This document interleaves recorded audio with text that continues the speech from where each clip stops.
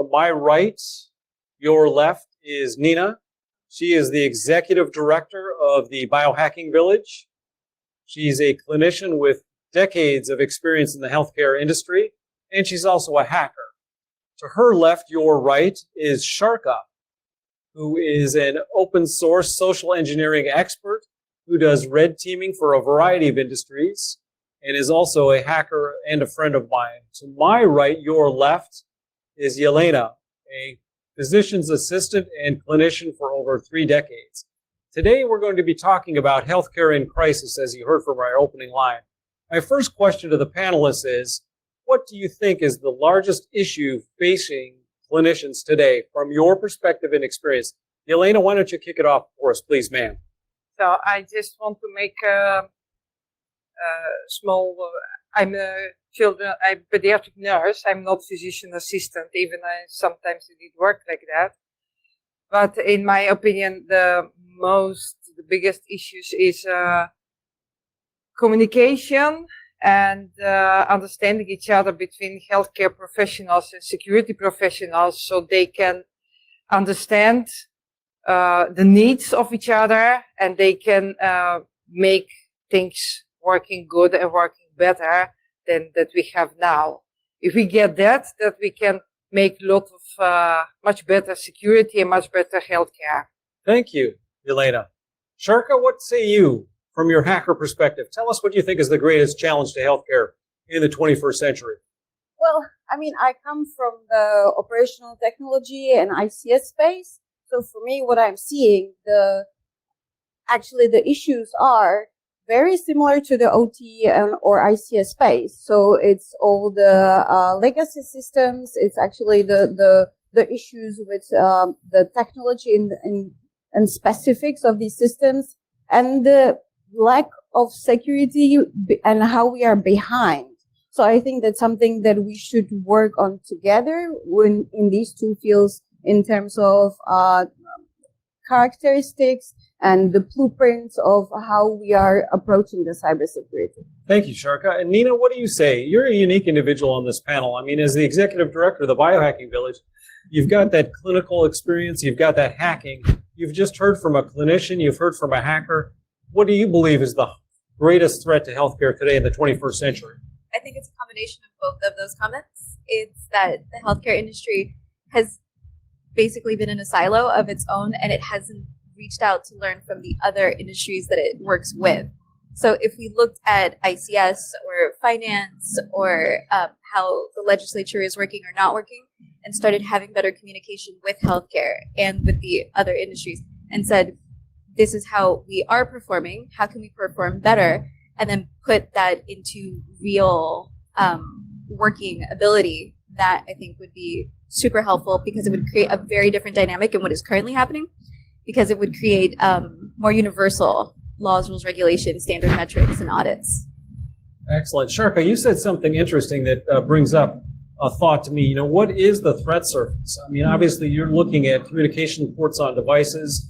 You mentioned something at the very technical level. From your perspective, further expanding on what you mentioned as far as the adversary that might be out there that would want to target, who do you think that adversary is for healthcare, and how would they gain access to a healthcare system? It seems difficult. Is it?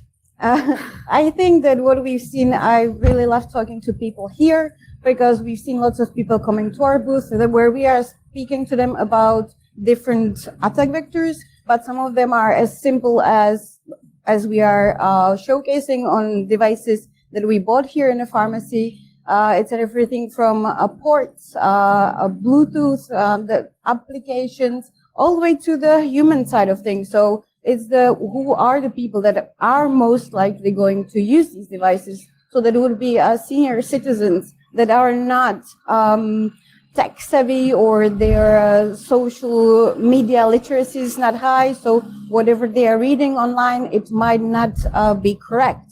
So the different attack vectors that we've been talking about are not exactly that hard, or as we're saying, advanced. Wow, and you bring up some interesting points. I mean, you mentioned a lot of threat vectors as well. Yelena, from your perspective, I'm hearing a lot of patient data, a lot of privacy issues in what Sharka just said, and it kind of makes my blood boil, but I'm the moderator, so I'm not going to comment. What do you think about this from a clinician perspective? Is data privacy really that important from a hacker perspective, given you're a clinician? I think that the protection of that data in healthcare are really important because we talk about information about someone privately, and they need to know that everything what they say to clinician, to nurse or doctor is safe and is not going everywhere else. And if we with that we build trust. And if we lose trust, we cannot work. So the protection of data in the healthcare from perspective of patient, but also from clinician, is very important to save. Well, you just mentioned the human component of that privacy issue. Nina, in your experience, I mean, what I'm hearing is that you've got a porous environment in the clinical world that someone of your skill and experience could easily take advantage of. And why would you do that? The classic question of who wants to hurt a patient, because the answer is really nobody. I premise it with this. When I go in to do work, to do things, I don't look at it as what is saving a life or what isn't. I look at everything as a machine. Everything is just sending me data. Everything is sending me some sort of modified information. To have the interactive conversation of the data and the pushing of the data. I want to go back to what Sharka was saying before. Please. And I want to understand. I want to It's talk a about conversation, ladies. Yeah, absolutely. So we were talking about you were talking about ICS, but to counter you, healthcare does work in the silo. The problem is that it works in a silo because if you think about how healthcare is, it uses water, it uses electricity, it uses the air pressure situation, right? We need sterility and other things like this. So the attack vector is not just the silo of healthcare, it's the whole range of everything. You hit one, you can get. Well, you know, Nina, it's interesting you should say that, and we'll get to you here in a second, Shark, and I can see you levitating, Elena. Critical infrastructure, I mean, there are 16 areas of critical infrastructure in the U.S. Yeah. The UK has 10, Australia has 12. I mean, healthcare is not really regarded as a critical infrastructure, is it? From what I'm hearing here, you're telling me it's a silo, so help demystify that for us. So it is. In the U.S. it is. The problem with that situation is that pharma is not, bio is not. So you're missing a lot of the components to make healthcare medical whole. But isn't it about patient safety, though? Yes. But what part of those are not part of patient safety? If pharma is manipulated in any sort of way, creates a patient issue. If agriculture, as we saw during the pandemic, food started becoming scarce, that's a problem. Agriculture is part of the bigger infrastructure. And Sharka, you were going to say something. You were levitating as well. This is like, exciting. I'm ready to go. Like No, I really liked your question from before. Yes. That was who would attack these devices, and I got that question from the attendees here a lot because they hear me speak and they're like, who is crazy enough who would want to attack this? And same thing, no one. That's what would you think? But let's look at the beginning of the pandemic, where even the cyber gangs, they were saying, we will not attack with ransomware your hospitals, and if it's going to happen, we're going to give you decryption keys. That lasted about 3 months. We all know how they were attacking and how they are attacking hospitals and ICS and critical national infrastructure. Well, Sharka, that leads to, hold on one second, and we'll get to you, Elena. Hold on. So what are the motivations for somebody to look for vulnerabilities in these connected environments? What are the motivations of a hacker? Are you talking a hacker or a cyber criminal? Both. Or researcher. Or researcher. Because another question I got, there are lots of people who are, so what happened if I find a vulnerability in these devices? That's where we come in as Biohacking Village. We help with the coordinated vulnerability disclosure. As a malicious attacker or cyber criminal, as I mentioned, the cyber gangs, unfortunately, it's money. It's because it's something that needs to be up and running. So unfortunately, they will have to pay. Excellent. Elena, you were going to say something, please. So what's the clinician in you saying? The thing is that a lot of people think about hacker, cyber criminal, but the cyber criminal is in at this moment just part of bigger. So you have criminals everywhere in the world, and they want to attack, and they will use for many different reasons to attack hospital or one in a hospital, and then find the reason to do another things too. They want to get data, so they will attack hospital not to kill someone, but to get data, because at the medical record, everyone is thinking about medical records and medical data, but you have all data of yourself, your name, your birth, where you're living, your account number, everything, social number. So you can get also the data, and in that attack to get the data of the professionals or the patient, you can damage another thing. So the attack and the device can be like collateral damage. So then you can damage patient without intention to do it because you want something else. That's so big issue. Yes. So let's pause you there for a second, Lena. It's interesting. I want you ladies to take the gloves off because I'm feeling like you're just a little bit too milquetoast about this. I'm sensing that you've got a little bit more. You started to talk about Yelena, which is good. What is the impact of the patient? Let's hear from Nina in terms of from a clinical perspective. All right. Let's get right down to brass tacks. Let's stop. Okay. Yeah. I'm going back to her comment from earlier because that's where this is going to start. You were talking about how something about patients and an older generation, and I don't necessarily think that's true because everyone is a patient regardless, right? As soon as you're born, you have an EMR record, electronic medical record. You have a number, things are in there. We are bypassing a learning curve for no real reason. We have different generations that we are building for and into, and we're like, you know what a smartphone is, you know how to use a smartphone, you can use everything else. And that is not necessarily true, as we know. So taking that into consideration, not that we need dumb devices, but we need to make it easier for people to tangibly hold on to the items, to make use of the items, and to do the things that they need to do with the trust that they are investing in these devices and the humans behind it. Well, Nina, when I hear you say make it easier for the patients, naturally you're making it easier for someone with Sharka's skill set and experience. So how do you get that delicate balance, Sharka? Again, I'm ready. I would not necessarily say easier. I would say that the technology that we are giving them and the applications not only should be easier, but it should be built with security in mind by default. So whatever they are using, it's already secure and easy for them to use. I think that's part not of always the case. Ease of use does not negate security. Wow, interesting. So, Yelena, in your experience with clinical, what I'm hearing from these ladies is that every device that comes into a healthcare environment is insecure by design? Something like that. But also, She's not wrong. Even there, gloves off. but the thing, even they are also secure. Then you come at the hospital. They are not like what I hear in Abu Dhabi.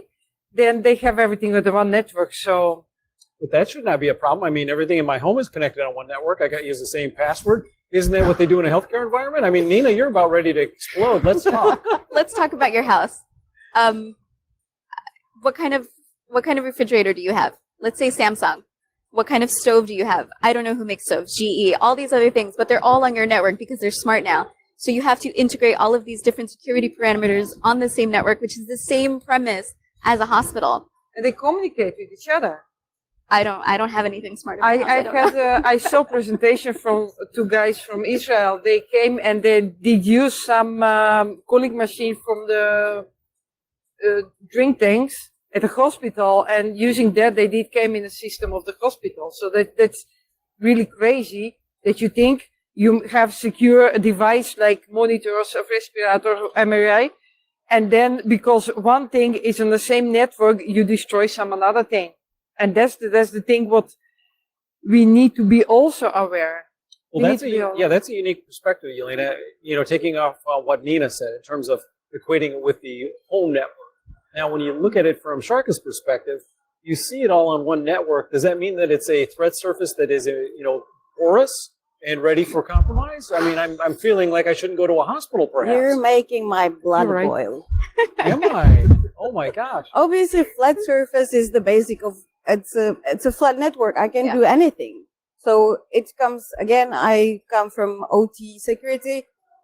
compartmentalize segmentation that is one of the many steps that you can do to protect it, but that requires understanding, as Yelena says, whatever you have on the network. Okay, do I have machines that are not connected? Perhaps put them in one segment of your networks. Then you have something else, and that requires the knowledge. Yeah, but you're hitting on the juxtaposition of confusion because she is a healthcare professional. You are a hacker, and she has information technology staff that are through clinical procurement bringing these devices in because they need to serve patients. That's the purpose for a hospital. But you're telling me that there are actually parameters for good science regarding the cybersecurity of a hospital, and this is possible to coexist? It's not for her to do the segmentation. It's the IT staff that should be trained how to do the architecture, how do you apply all these security controls. She should be trained on awareness that how to use these devices, what is a secure way. We know, don't click on this, don't click on that. This works like this. This is wireless. What are the threats? And I hear Nina citing. Well, maybe she goes without. Well, and I'm going to, Sharka, thank you for that. That's impressive because I heard you use a key word, awareness. Now, Nina, isn't that the purpose for the Biohacking Village?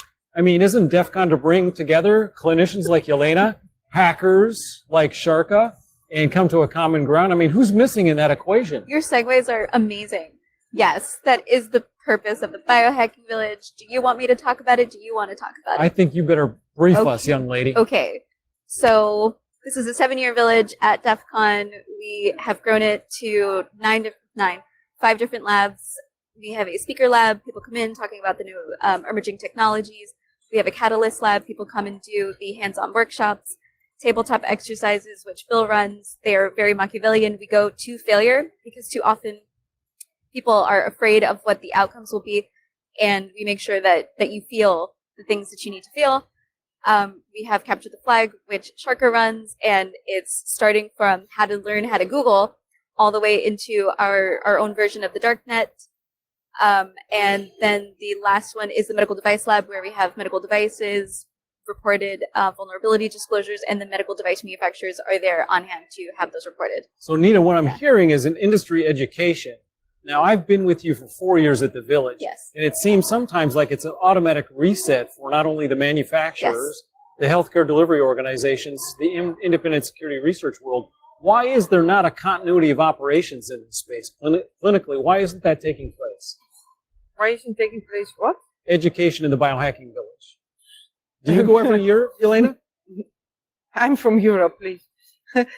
I went 3 times, I think, or 2 times, something like that. And I'm following. If I'm not there, I'm following what is going on. And so you find value in it?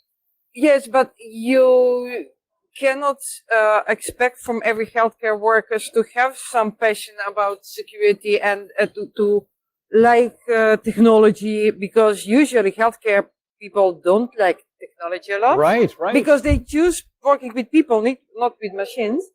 But we need to understand each other. That is what I told when security people or some people come and when I do this, I can do that by you, whatever. And they're like, sure. And they're going away and they don't trust them because you have also innovation that are coming and telling, oh, I will do that for you. So, Yelena, when you look at somebody and you meet someone like Sharka, I mean, what's your automatic reaction? Is it a visceral hatred or do you want to learn more? No. Tell us. Do you hate me? No, that's when I see security people, I'm all the time interested in, can you do that? And I'm happy when I find out that they don't know exactly what they can do, because that will damage a lot of patients. But I like to know. But a lot of people, healthcare people, when they talk with security people, they hear a lot of technical sound, and they are like, what?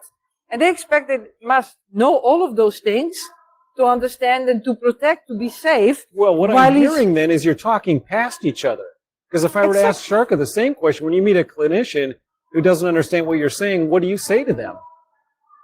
It's not just about doing awareness. You need to do, I'm telling always, wherever I go, it's not just healthcare. You need to make the awareness fit to the people, so it relates to them. And I find this like a click-through cybersecurity course. There you go. Next. Take. You're done. Horrible. What I want Please. to say, we need to talk each other. Yeah. And security people needs to know what we need for a work. And we need to know that's something what is not safe. And to understand not go deep technology, but to understand that it's something is not safe and it can damage my patient and myself too.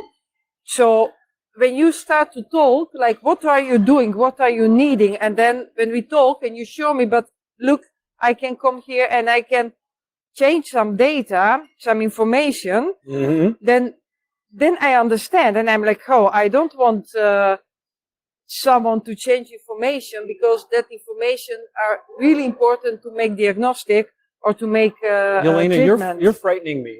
In fact, I don't go to the doctor. I'm never going to go to a hospital again. Nina, can you weigh in on this? Because I need to be brought I down have off so the many ledge. things. You've kept me out, so now I'm here. The one industry that is based on trust is healthcare, right?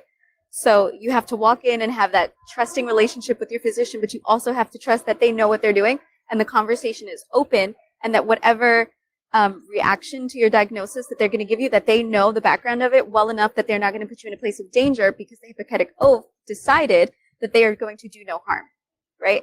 So going back to a comment you said, when it comes to the devices and the situation that all of the hospitals live in and the ambulatory, it's a situation of adding complexity to already convoluted.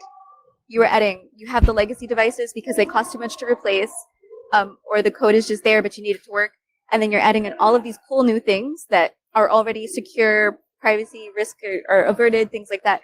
But we're not talking about the contracts, how to do upgrades, updates, figuring out how do these things parallel the conversation. I did a lot of medical stuff before I did the hospital stuff.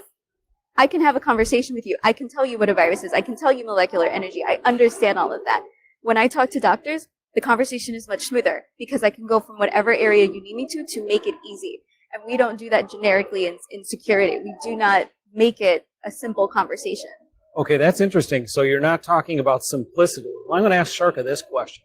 So if you're an independent security researcher or hacker, and you find a device on eBay, for example, that you know is in a clinical environment represented or operated by Yelena or Nina in her experience, what do you do with that? What do you do if you find vulnerabilities? Do you just go out on the Twitter sphere and Meta and say, hey, look what I found? What do you do? I go to Biohacking Village. Okay. And then tell us what happens next. Obviously, because we also help with coordinated vulnerability disclosure. For example, during DEF CON, we have medical device makers and their devices because they trust us. And we have our hacker oath that our researchers are signing when they are doing this research for us during the DEF CON. And they're finding... What's part of that oath if they do find something? If they find a vulnerability, what do you ladies do? Do you say, hey, go over there and yell it out loud? Or how do you control that information flow? I think that would scare patients more than anything. That's me? Yeah. Okay. So when we were online this year, they had to click on the Hippocratic Oath for Hackers, read it, make sure that they agreed. And by sending an email over to Jay, who runs the medical device lab, it was their agreement that they were going to adhere by it. Then they got a different IP address so that they could ping into the Mango device that we had set up for the devices. By that point, if they had found anything, they had to adhere to, we will discuss it with whoever the manufacturer is. So we had separate channels set up. They would say, I found something, and go into a private channel to have that discussion about whatever that was, and the manufacturer took ownership of it so that they could work through it with the hacker. I'm hearing this, and I'm going to have to apologize. Yeah. If you have a vulnerability in a medical device, wouldn't you want the clinical world and the patients to know about it so they wouldn't use that vulnerable device? It sounds like there's a lot of shadow games going on here. Tell us about how this actually works. That's a great question. Here's the problem. What if some of those things are life-saving and they're already in a person because of pacemakers or insulin machines, right? Or in a critical care situation. I believe there's a 30-day grace period for a 90-day, sorry. So when you tell the manufacturer till they have to fix it and be very open about what happened. So you're giving that grace period so that people aren't actively attacking the device. Well, who's holding these? I almost spit it out. The answer. I mean, who's holding the medical device manufacturers accountable? Is it the patients? Is it the healthcare delivery organizations? Is it the biohacking village? Who keeps them in check? No pun intended, Shark. You're asking me? Oh, no, just check. So there are 23 entities that run health medical devices in the United States. Yet another convoluted situation. That's just the United States. And then all the other countries have their own situations happening. So there's a lot of laws, rules, regulations that happen. The FDA is the Who's the FDA for our foreign Food and viewers? the Food and Drug Administration, under HHS, Health and Hospital Administration. Health and Human Services. That's what I said. And they run all of the medical devices. They make the regulations for it. They control how that situation goes. Interesting. So they're actually able to hold these manufacturers accountable if Sharka or one of her tribe discover vulnerabilities. Is that correct? Is that what I'm hearing? More or less. So it works perfectly. So Yelena, you hear this, and you've got the hacking world, you've got the biohacking village, you're a clinician, and you hear about a vulnerability in a device that you're using to save patients. Do you hear about it instantaneously, or what's the communication issue here? It sounds like it's a perfect world. Which communication you mean? You tell me. I don't have to tell you. The problem is that the clinicians and the healthcare professionals have no idea about it. Interesting. Are you hearing this, Sharka? Oh my gosh. No, I can. Sorry. The usual healthcare professionals have no idea because when I Of the talk with my vulnerabilities, right? what? When I say that to them, what do you mean? Whatever. It doesn't matter because they don't know technology, and you can explain that there's someone control device, and they are like, it's not possible because a lot of healthcare professionals are aware, and I think for sure that we have a best security in the hospitals because you should have a best security in a hospital. Now, Yelena, let me stop you. When you say security, what do you mean? Do you mean cyber? Do you mean physical? Do you mean patient? Everything. Everything. Interesting. Because when we talk about digital and about cyber security, they think that when we get device, that device is good first for a patient, and then that is safe, that no one can attack, that we can trust that device. Well, it's interesting you should say that because Nina just brought up the regulatory bodies in the United States. And correct me if I'm wrong, and again, if a medical device manufacturer brings something for approval for use in a clinical environment, has it not passed the muster of the FDA? Shouldn't it be ready, good to go? Because if your answer is no, I'm never going to a hospital. Help me understand this. It passes in a silo. It passes in a silo. Really? So it's not entirely trusted against someone like Sharka with her experience? It's just meant for a clinical Do world? you want to answer? Surprise, For surprise. Sharka is trusted because Oh, she will interesting. not hurt. Of course. Not her will personally, not- but her tribe. I mean, I believe the opinion is changing into how the world sees hackers. You still need to, whenever I say I'm a hacker, they're like, you say ethical one and not the bad one. I think that's where we should differentiate between a cyber criminal and the hacker. But I think what you were saying about the fact if a clinician finds a vulnerability, I wonder it would be a good tabletop exercise, which is another thing that we're doing in Biohacking Village, but that our Red Dragon is taking care of. But I would say if someone comes to doctor and says, I believe there's a security issue with this, he would be saying, that's too bad. I don't think that they know how to report these issues. And it's part of. Well, it's interesting you should say that, Sharka, from a hacker perspective, because I also heard you use the term coordinated vulnerability disclosure. Nina, help distill us down. I mean, you've got hackers who are helping from a white hat perspective, but they're viewed as being the adversary.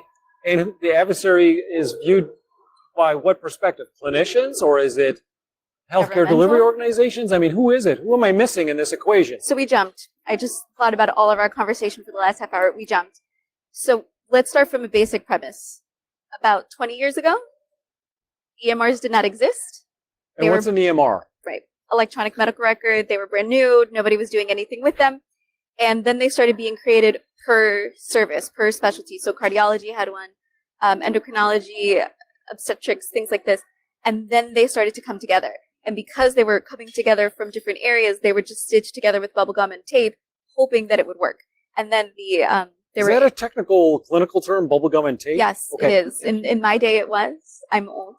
And then layering on that, the APIs that were created were just like, we just need the information. And what again is an API? Sorry. That's all right. Access point interface. So the information was flowing through from one to the other, and we were like, it works. We did our job. We are amazing. Thank you. You're welcome. Awesome. And then the laws started coming down because people realized things needed to be protected. And when the laws came down, there was money that was given to the people to start fixing the things, but it had already been implemented. So now people were backtracking and people were trying to figure out what was going on. Security was not progressing with healthcare. It did it around it. So healthcare is still very convoluted. Finance had their crisis. I don't remember what year it was, maybe 2002, 2008. 2008. And they had to conform, right? They had to change everything because it was not sustainable. This is our crisis. I've had the same conversation for about 7 years with people. We need to fix this. This isn't working. How can we help? And now we're here. Well, and it's interesting you should mention, how can we help? How can we fix it? I mean, I'll have to turn to Sharka and ask her, and then I'll come to you, Elena. How, from a engineering, a cyber perspective, can we help fix this dilemma? And I mean, how would you advise a hospital? How would you advise a medical device manufacturer how to come to common ground to solve these situations? The end state, and from Elena's perspective, is always going to be the patient. I hope I'm never one, but that would seem to be the logical premise that we're operating from. So help us out here. I believe it's also partially the fact that for us, because we're coming from cybersecurity, we're always thinking about security. But we need to think about the fact that when we are talking about hospitals and healthcare, it's a safety. So the focus becomes a little bit different. But what I think that would really help, and I'm seeing it in OT, you have this automation. And what is OT again for those of us that don't know? Operational technology. Thank you. Or industrial control systems. We have this automation period or pyramid, and that is or Purdue model. So that tells you it's a little bit outdated. It's from 90s. We are talking about changing it, but it sort of tells you how you should be applying a different security controls. And I think we should do something like this blueprint or architecture, how we should apply these controls in healthcare too. Okay, so I'm hearing you say that we should apply industry controls from industrial control systems and operational technology to the medical field. Elena, how does that resonate with you? I mean, is a process logic controller for a nuclear plant the same as an MRI machine in some regard, or an infusion pump? I mean, I really don't want to be a patient hearing this. I'm going to run out of here with my hair on fire, what little I have left. Now you can be happy that most of criminals have no idea what they can do and what they should do. So tell us about that. No, I wouldn't. But what I just thought, listen to those two girls, and they are not talking so high technical language. I was like, if I'm healthcare professional, I will be lost and I will be like, what they are talking about? Even you mention what is that, and I will be like, really? So the thing is that healthcare professional lose them. Well, so what would you recommend as a course of action? How to solve this? I mean, do you want more education from a cyber professional? You want to learn how to hack? Tell me what's your level? That's my level, and my interesting is something else. I would like, if I have a time, but I don't have it, I would like to learn also technical kind of things. But you would be the exception in your field then, yes? Yes. Wow. There are few people that I know that there are also doctors or nurses that are included in a security field, and some of them can also hack, and it's wonderful to see. But the thing is, I must think like someone from healthcare perspective. The thing is that my colleagues need to be aware that it isn't safe to know that we working with the things that are dangerous and can be dangerous for a patient. When healthcare professionals realize it, you will get movement that they will say to the board or whatever, hey, listen, I want to have a good secure device. I must trust because I make decision based on that result that I get from that device. You're scaring me even more. You just mentioned something in terms of, clinicians kind of having a guerrilla warfare of bringing the awareness to the board, and the board is not taking it seriously. I mean, that's the basis for this panel, healthcare in crisis. I'm hearing nothing but the world is falling down around us. It is. What did you just say? It is? Yes. Okay, let's pause you for a second. Nina, tell us from your perspective, Is the world you get to falling off? meet with everybody with your experience as a hacker, as a clinician. I mean, who's not paying attention here and why not? That is loaded. There was a comment earlier about who the person that we're doing stuff for, and it was clinician, I think you said. I think there are multiple people in the triad, right? It's clinician, it's patient, but we also need to bring the software developer into it. Did you say software developer, so Yeah. a technical person? Yes. Interesting. Because if one is creating, then the other one needs to have that conversation of what they need and how to do ease of use for the patient, because they have to be the ones to describe it to the patient to take it home and use it anyway. Well, I understand, though, that some of these manufacturers of devices have human factors engineers that focus specifically on that. In your experience, is this always the case? So pause you for a second. And then, Sharka, I'd like you to think about, in terms of the way that a patient interfaces with a device, how would you violate? So let's ask Elena first. Are these devices patient-friendly, or are they clinician-friendly, or where am I missing it? You have devices, and you have innovation. So you have a lot of things that the big manufacturer, they're making, and they are doing their best to have all things together. So what the patient needs, what the physician needs, what the medical staff needs, what the security there. So they try to build it. They play also money. So that's inside organization of the manufacturer, PR and then board and legal. everything. Let's bring it all on the table. Also legal things. But you have also some small devices, some innovation. They are brought many times. Really, we thought we can help, but there is lack of communication. What the patient really need, what the medical side of that need real is. Yes. So you have a lot of software things, application that patients use, that they connect with the hospital, whatever, and then you have big house and everything on one network. Go to that. All right, so let me pause you, because what you're describing for me sounds like is Sharka's playground. You've got medical devices in a patient's home that are connecting to a hospital. There can't be anything that could possibly go wrong in that scenario, correct? You're totally wrong, and you know that. What? I mean, oh my gosh. It's like we are trying to run before we start to learn to walk. Exactly. And we are trading. So I'm hearing some common ground between you two ladies. Is that right? I'm going to go buy a lottery ticket. Wow. We made it there. We did. Please continue. Sorry. I believe it's a trade-off between ease of use for the patient or for the hospital and the security and safety. Because what I think the staff and the people that are creating those devices and the hospitals needs to understand that the security that we are talking about, that they are not too familiar with, it's tied to the safety of the patient and then the whole hospital. Very important point. Okay, so I'm going to take the gloves off.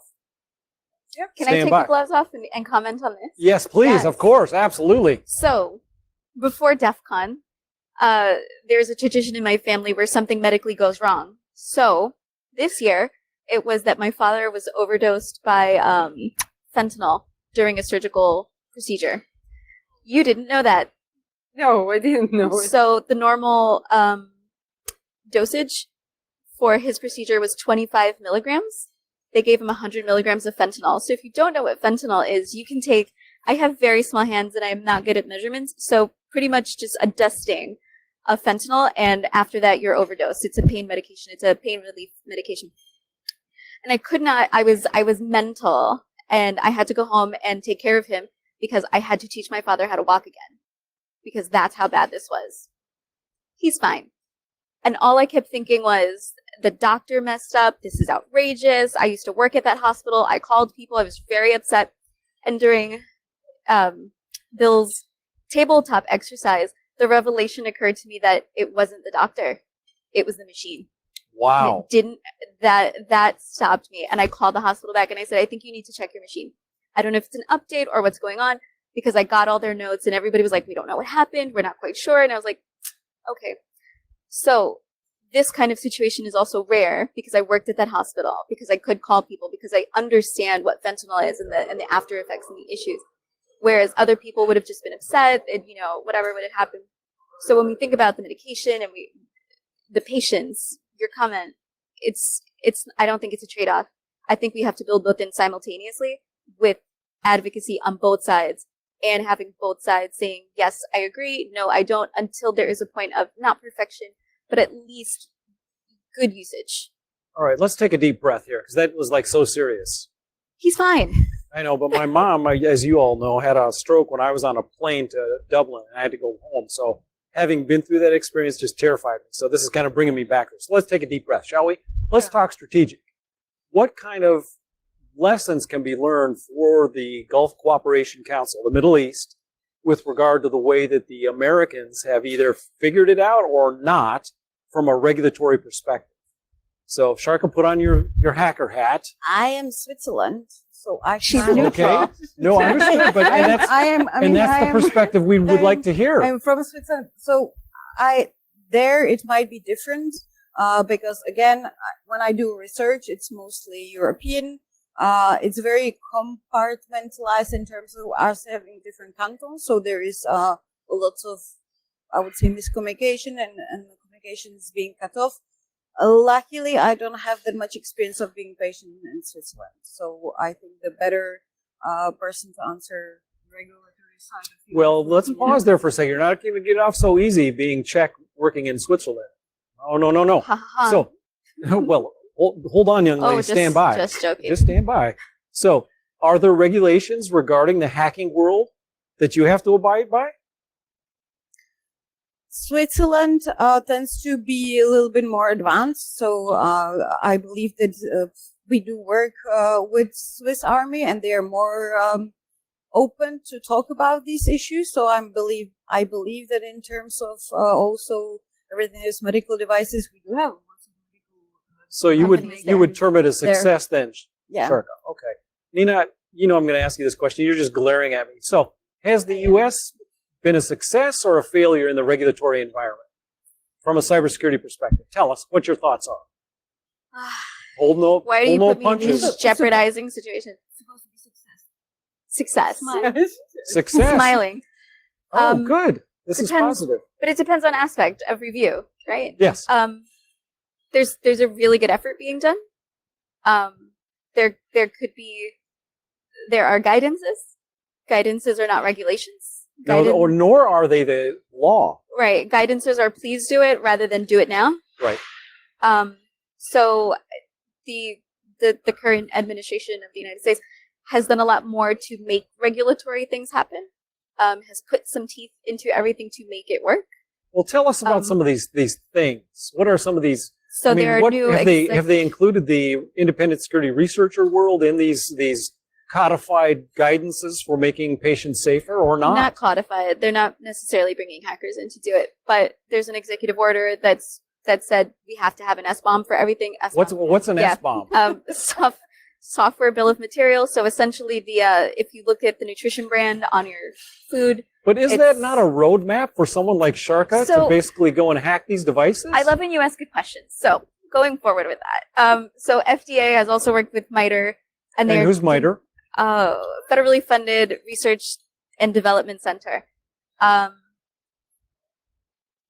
you. You threw me off. So they worked with them to do a threat model for healthcare, which still needs help for devices because it's just device. It's not hospital. No one is documenting workflows. When I worked in the hospital, one physician had 19 workflows for established patients. We got her down to 7. Things like that. Is it working? There are efforts being made. Is there progress? Yes. Is it final? No. Well, and certainly you're familiar with the JSP, the Joint Security Plan that came out a couple of years ago. What are your thoughts on that? Because I understand that it was a coordinated effort between healthcare, hackers, and medical device manufacturers. Do you think that's a success? They're still working on it. There's an updated version. So revisions coming Yeah, out. there's What do a you new think one about that's its coming base form, though? Remember, this is an international audience. Give me a minute. Let me contemplate Okay, life on that Sharka, one. please. I have We'll one get to you in a thing. second, Yelena. I was doing a research on, and what I think that was done right in US is that their ICS cert is also releasing advisories on medical devices. There was an issue, vulnerability in DICOM, which is one of the protocols that we are using for imaging. So that's all your X-rays and MRIs.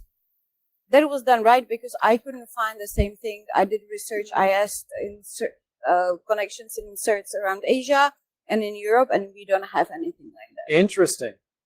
In my experience, though, I believe that the computer emergency response teams, the certs that you're talking about, they do collaborate on an international level. What I'm hearing you say, though, is that the information is not readily available, and why?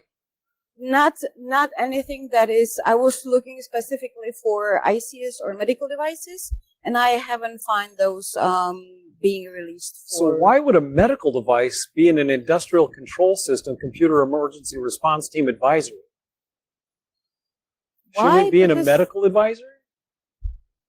I wish it is We a good have idea. them. If there is anyone out there Because from it's an government, IoT please, device. that would be One a at good a time, idea. ladies. Yelena is ready to answer this. Yelena, Please, go ahead. So No, let me we don't rephrase the have question.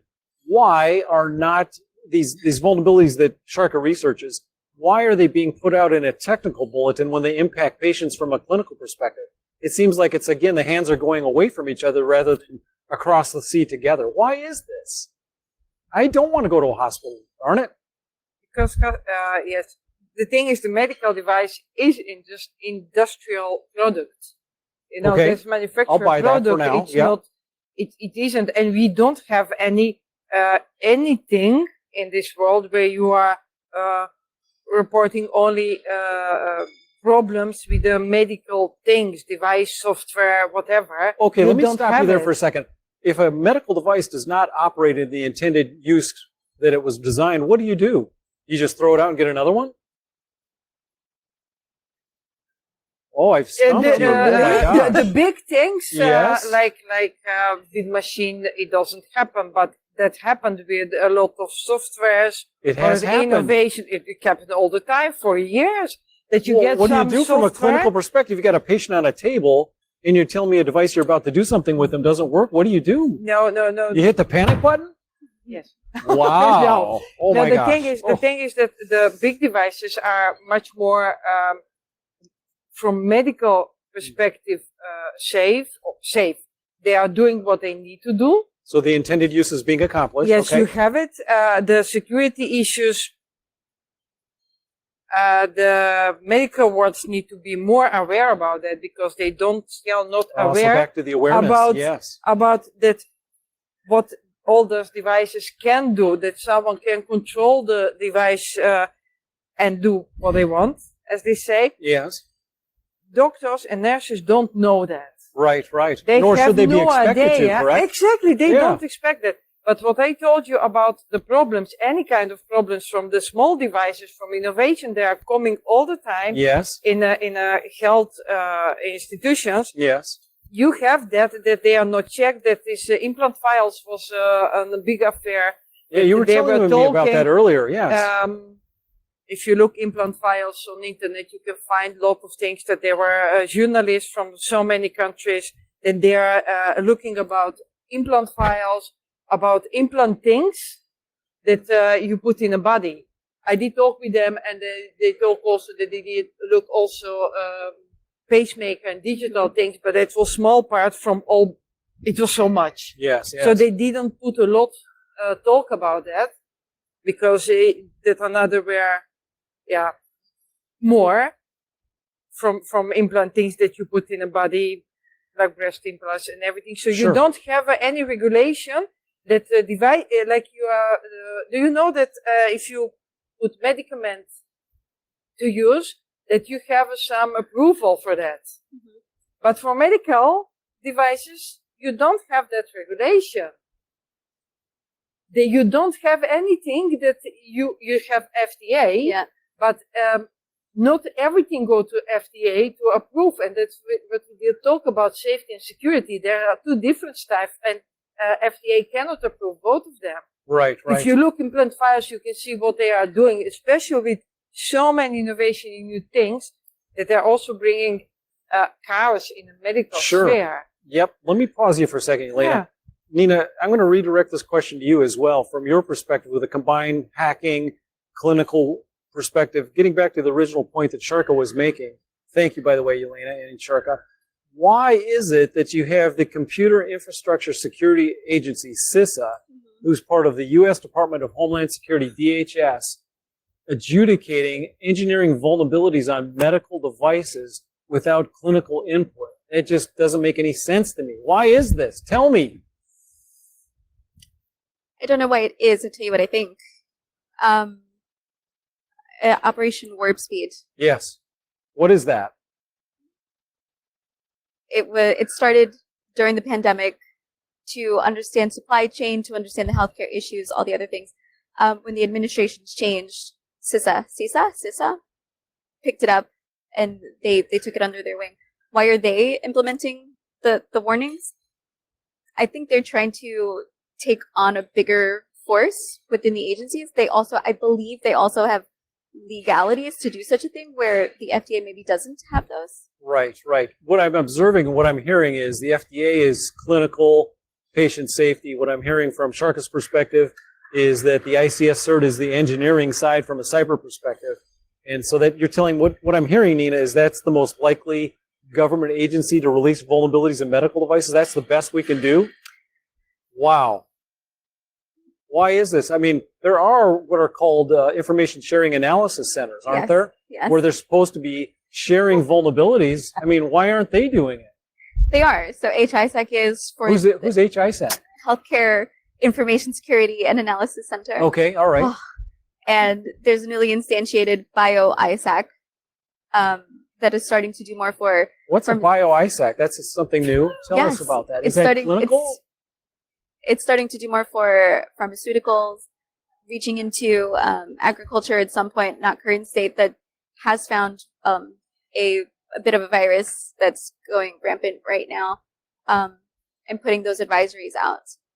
Interesting. So Sharka, what she just said for you and I, if we put on our hacker hats, not that I would ever pretend to be one, is she just described a huge threat surface which sounds porous. She used a variety of different terms that we could shoot through.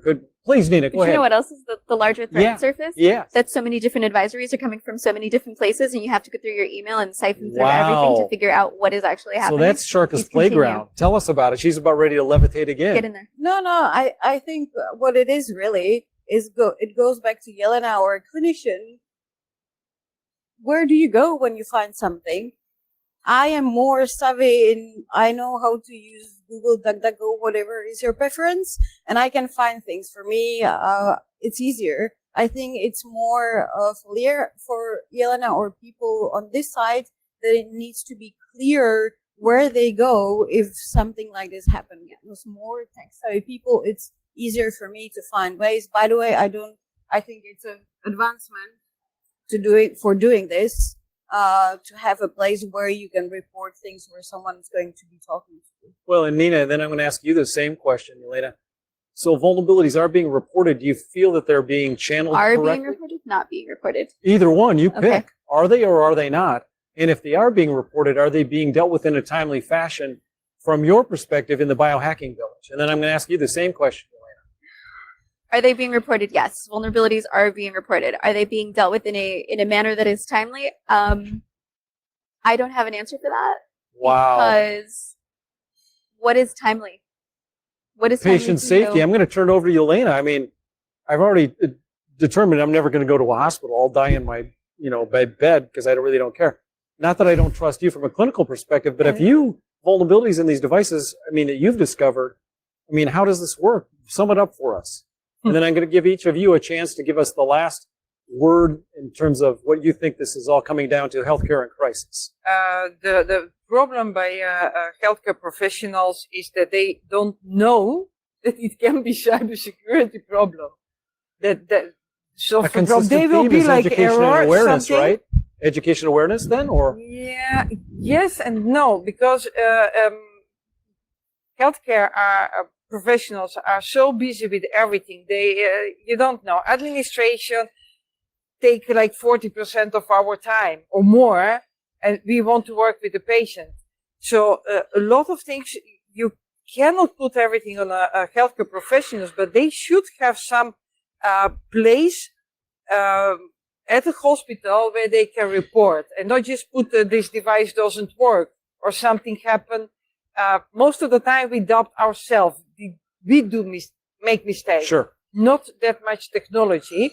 I have just a small story. One pacemaker technicus get patient and he said, I did hack my pacemaker. He was like, what? Luckily that guy was like, wait a minute. And he did find, but it was in that time only IT department, yes, not security.